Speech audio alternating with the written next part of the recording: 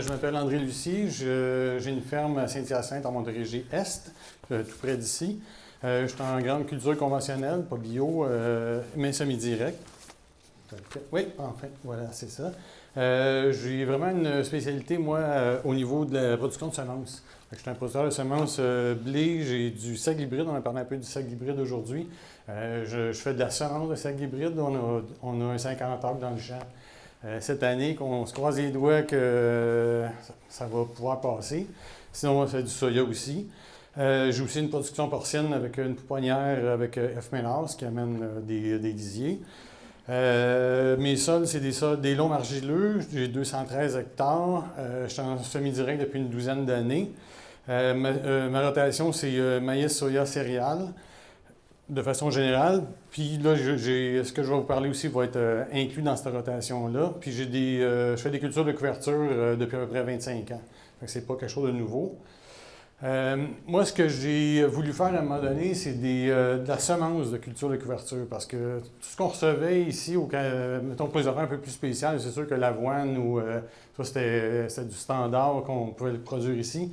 Mais les affaires un peu moins habituelles, je trouvais ça bien plate qu'on faisait tout venir ça, là, soit d'Ouest américain ou d'un peu partout en Amérique du Nord. Fait que j'ai décidé que je me lançais là-dedans. Fait que j'ai fait plusieurs essais. Mes principaux, là, à vrai dire, ceux dans les engrais verts, c'est le radis décompacteur. J'ai fait de la facélie, du trèfle rouge puis du trèfle carnat. Premièrement, radis décompacteur, ça c'est semé à peu près à la mi-mai. Fait qu'habituellement, je faisais ça là, mettons après mes céréales ou dans ces coins-là, avant le soya. Fertilisation, c'est pas très énergivore, ça prend à peu près 65 unités d'azote. Puis les herbicides, vu que c'est un crucifère, j'avais choisi un herbicide qui était homologué pour le canola, donc le Lontrel, puis avec un antigraminé qui est le statut. C'est récolté environ à la mi-septembre. Fait que ça, c'est des photos, mettons, celle de droite, c'est, mettons, quand il arrive à peu près proche du temps où il devrait être récolté, puis à gauche, c'est une vue plus générale du champ, là, quand il est prêt à être récolté. Fait que les avantages, inconvénients, puis au niveau de la mise en marché, c'est que, bon, ça a un couvert végétal qui est très important puis très agressif. Fait que ça vient, là, quasiment ça d'eau. Tu peux pas te promener là-dedans, là, c'est vraiment très dense. Les chevreuils vont se cacher là-dedans. Des fois, tu trouves, en battant, là, tu trouves des zones toutes tapées, puis ils sont vraiment à l'abri des prédateurs. C'est plus ou moins déterminé comme plante. On le voit sur la photo, là, il y a des trucs plus verts, des trucs moins verts. Fait que tu n'as pas le choix à un moment donné. La première année, j'avais attendu, puis on dirait que les premières graines qui étaient venues plus sèches, elles avaient tombé à terre, puis là, ça repartait. Fait que j'avais été comme pogné avec... de toute façon, il fallait absolument que ça prend absolument un défoliant. Je ne voulais pas en mettre, mais finalement, j'ai pas eu le choix. Fait que tu peux y aller soit avec un réglone ou un éragon. Sinon, ça se ferait peut-être fauchage en drainage puis récolter de cette façon-là, mais moi, je ne suis pas équipé, donc je ne l'ai pas vraiment essayé. C'est un grain qui est assez léger, donc c'est relativement difficile à battre propre. Il y a beaucoup de matière humide. La tige, on dirait qu'elle ne finit pas jamais par sécher. Fait que quand tu bats ça monte tout dans la batteuse, puis ça fait de quoi qui est quand même assez humide. Fait qu'il faut absolument enlever ça rapidement, cette matière humide-là, sinon ça chauffe. Fait que il faut que ça soit criblé quasiment dans les 24 heures après la récolte. Fait que moi, ce que je faisais, je récoltais, mettons une boîte de batteuse, puis je ramenais ça à la ferme, puis je le criblais, puis après ça, moi, j'ai un petit crible à la ferme qui me permettait de faire ça. Les rendements, c'est autour de à peu près une tonne métrique hectare qu'on peut sortir. Là, ça va être le contrôle des mauvaises herbes qui va influencer beaucoup là, au niveau du rendement. Puis le prix de vente, c'est aux alentours de 2500 à 3000, 3500, là, dépendant des volumes. Quand tu vends mettons en petite quantité à des voisins autour, bien, tu vas plus te rapprocher du prix du marché. Sinon, quand tu le vends en vrac à un acheteur, là, comme moi, je vendais chez Semican, bien, là, c'est sûr que le prix va être moins élevé. L'autre essai que j'ai fait, c'est la facélie, semé à peu près dans les mêmes temps. C'est une plante, quand je suis allé en Europe, ils parlaient tous de la facélie, fait que ça m'a vraiment piqué ma curiosité. C'est aussi une famille qui est complètement différente de ce qu'on a au Québec, donc je me disais qu'il y avait de l'intérêt pour ça. Fertilisation à peu près similaire, récolte en septembre. Ça, dans les moments où je l'ai essayé, je n'avais pas encore trouvé d'herbicide qui fonctionnait. J'ai fait plusieurs petits tests d'herbicide sur des mini-parcelles, puis il se passait soit absolument rien, que les mauvaises herbes passaient à travers, ou que c'est vraiment un contrôle total. Mais total. Fait que ça, c'est ce que ça a l'air, la facélie, mettons, quand ça lève. Au niveau des avantages et inconvénients, ça a un couvert végétal qui est assez important. Comme vous voyez, c'est super joli comme production. J'avais des champs des fois sur le bord du chemin, le monde arrêtait de prendre des photos, c'était comme hallucinant. C'est vraiment de toute beauté. C'est ça, comme je disais, il n'y avait pas d'herbicide au moment de mes essais. Peut-être juste dire que par après, quand j'ai fait ça 2 ans, puis moi, je me suis découragé parce que j'avais de la sétaire géante qui poussait avec. Puis la sétaire, puis la facélie, la graine est exactement de la même grosseur. Fait que quand j'arrivais pour cribler ça, ben il me restait à peu près... c'était vraiment plein de sétaire, ce qui faisait que c'était vraiment compliqué. Fait qu'à un moment donné, je me suis découragé, puis en plus, mes champs venaient bien sales, fait que je me suis découragé. Mais ma dernière année, j'en avais gardé un peu de facélie pour m'en servir comme engrais, fait que je l'avais semé. Il y en a des graines qui ont passé l'hiver, puis que l'année d'après, j'étais en radis. Et ça a poussé. Quand j'ai arrosé avec mon réglone, avec mon Lontrel statut, comme par hasard, j'étais allé marcher mon champ, voir si ça avait fonctionné, puis ma facélie était en fleurs et toute belle, elle avait passé à travers. Fait que si jamais il y en a qui sont intéressés à faire cette production-là, il existe des herbicides, il fallait juste trouver par hasard que ça avait l'air. Donc ça aussi, il faut qu'elle soit absolument arrosée avec un défoliant parce que comme j'avais beaucoup de mauvaises herbes, c'est pas tellement pour faire sauter la facélie comme pour faire sauter les mauvaises herbes. Donc Réglone ou Eragon dans le cas qui est le plus facile. Roundup peut probablement affecter la germination des grains. C'est un grain qui est encore plus léger que le radis, donc c'est difficile à battre propre. Il y a beaucoup de matière humide qui se ramasse dans la batteuse. Donc ça aussi, il faut que ça soit criblé rapidement et ventilé. Rendement, on parle peut-être d'une demi-tonne à l'hectare. C'est vraiment pas des rendements de fous, mais en 2015, quand j'en ai vendu, c'était 10 000 $ la tonne. Fait que c'est quand même quelque chose de relativement intéressant. Avec l'utilisation de la possibilité d'avoir des herbicides, ça réglerait peut-être pas mal le problème. Mais je sais que j'ai entendu dire que les prix n'étaient plus aussi bons maintenant. Il y a plus de monde qui sont intéressés à en faire, fait que c'est moins payant maintenant. Fait que ça, c'est des photos de ce que ça va avoir. Du côté gauche, c'est mon champ de radis. Fait que le mix radis et facélie, c'est quand même assez cute. Puis en haut à droite, on voit qu'il y a une abeille sur la facélie. Les abeilles adorent la facélie. C'est une plante qui est extrêmement mellifère. C'est dans les meilleurs, ça a l'air. Fait que ça a été très intéressant. L'autre essai que j'ai fait, c'est du trèfle rouge. Ça, c'est une bisannuelle, donc il faut que ça soit semé l'année précédente. Moi, je l'avais implanté avec un millet de printemps, au printemps. Il y a un gars par loin de chez nous qui fait des mélanges pour les oiseaux. Il m'avait dit « Hey, ça te tenterait-tu de faire du millet?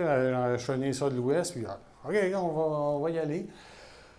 Le problème avec le millet, c'est que j'ai pas pu... il n'y a pas vraiment d'herbicide qu'on peut utiliser, donc mon champ s'est sali. Fait que quand il y avait énormément de mauvaises herbes qui est resté après ça dans mon trèfle.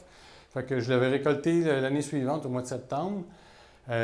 Puis c'est ça, là, par après, ce qui arrive, c'est qu'il n'y a pas vraiment... je pense que j'ai eu la dernière année du crible qui existait à Saint-Simon là, pour ces genres de petits grains-là. Fait que je suis plus sûr que maintenant, il existe de crible au Québec pour nettoyer ça. Ça, c'est ce que, mettons, le champ a l'air au moment de la récolte. J'avais arrosé avec un Eragon là aussi. Puis, mais c'est relativement facile à battre. Le refaire, je pense que je ferais, mettons, une céréale d'automne qui partirait tôt. Là, j'implanterais mon trèfle, mettons, en mi-août. Puis, il y aurait le temps de s'implanter puis faire une bonne job. Mais ça peut être quand même assez intéressant. Le dernier essai que j'ai fait, c'est du trèfle incarnat. Sinagri avait un immense intérêt pour ça parce qu'il disait qu'il y en avait un bon volume qu'il vendait à chaque année. Ça aussi semé mi-mai, mais récolté plus début octobre. C'est un plant qui est assez difficile à tuer parce que c'est assez non déterminé, fait que ça faisait continuellement des fleurs. Fait que moi, j'attendais tout le temps pour aller chercher le plus de rendement possible. La récolte a été relativement tardive, ce qui fait que rendu à ces moments-là, ça a comme un peu rampé, puis quand tu tirais là-dessus, ça venait quasiment sur d'eau, fait que c'était comme un gros tapis. Pas trop de mauvaises herbes, ça, de ce côté-là, c'était bien, mais rendu au mois d'octobre, il y a des grosses rosées, puis ça finissait plus par sécher. Fait que ce qui est arrivé, c'est que la graine est comme pognée dans le fond de la petite fleur, puis c'est impossible à séparer. On allait dans le champ là, avec Geneviève, on essayait, on les frottait. Puis, tu sais, normalement, quand tu frottes, mettons, du blé, bien, ça se défait de l'épi, puis c'est facile. Tu sais, on frottait ça, ça faisait comme un genre de tapon, puis ça ne voulait pas se défaire. Fait que j'ai eu des pertes absolument énormes au champ. D'ailleurs, l'année suivante, c'était du maïs, puis j'avais un beau tapis dans le fond, c'était merveilleux. C'est ça, c'était vraiment, ça a été comme plus catastrophique. Je peux pas dire que ça, je ne le referais pas, c'est certain. Le prix de vente est quand même assez intéressant, mais comme le rendement était pourri, ben on oublie ça. Fait que ça, c'est le crible que j'ai. C'est un petit crible là, que j'avais acheté. Vu que je suis producteur select, je garde mes parcelles chez nous. Fait que j'avais acheté ça pour cribler ça, ce qui faisait que ça me donnait la possibilité de faire des essais de culture de couverture. Puis, perspective du marché, il y a des acheteurs potentiels intéressants au Québec. Entre autres, Synagri est intéressé, puis Semican ils ont des beaux mélanges, puis les autres sont vraiment, ils aimeraient ça acheter québécois plus, parce que, mettons, faire descendre une vanne de l'Oregon, ça coûte 5000$ plus les frais de taux de change. Fait que s'il y a de la production au Québec, c'est sûr qu'il y a beaucoup de compagnies qui sont intéressées. Les espèces prometteuses, bien, je sais qu'il y a un de mes chums qui fait au Lac-Saint-Jean, qui fait du pois fourragé, du 40-10. Ça, il dit, je pourrais en vendre tant que je veux. Les problèmes avec, souvent avec le pois, c'est que, surtout lui, il faisait du 40-10, c'est que ça a tendance à coucher à terre, puis c'est dur à récolter. Fait que lui, il faisait un mélange avec un blé. Fait que, mais là, c'est de trouver le bon mélange, la bonne proportion entre le blé et le pois fourragé. Le blé, à ce moment-là, il sert de tuteur. Ensuite, le radis, c'est quand même quelque chose de relativement intéressant. Cette année, j'ai eu un problème de chou gras. Le chou gras a vraiment pris le dessus, puis le Lontrel, on dirait qu'il n'a pas fait son effet. Fait que ça a été difficile. Je pense que la moutarde pourrait être quelque chose qui se ferait assez facilement. Puis le trèfle rouge, je pense qu'en le semant après une céréale d'automne, ça pourrait fonctionner. Comme je disais, les avantages, diminuer le coût de transport, réduire les coûts d'importation, les semences de culture de couverture qui sont adaptées à nos conditions climatiques. Moi, une affaire que j'aimais, c'était de diversifier mes rotations. Souvent, je faisais mes cultures de couverture après mon blé, parce que, mettons, comme les radis, c'est une crucifère, mais elle va être affectée par la sclérotinia. Donc, il ne fallait pas faire ça, mettons, après un soya. Fait que ça me faisait comme une 4e année de rotation. Des nouvelles familles de plantes, une source de revenus comme différente, puis des effets bénéfiques pour la santé du sol. Quoique, si tu n'arrives pas à contrôler tes mauvaises herbes, le problème, c'est que là, tu te beurres solide. Et voilà, c'est terminé.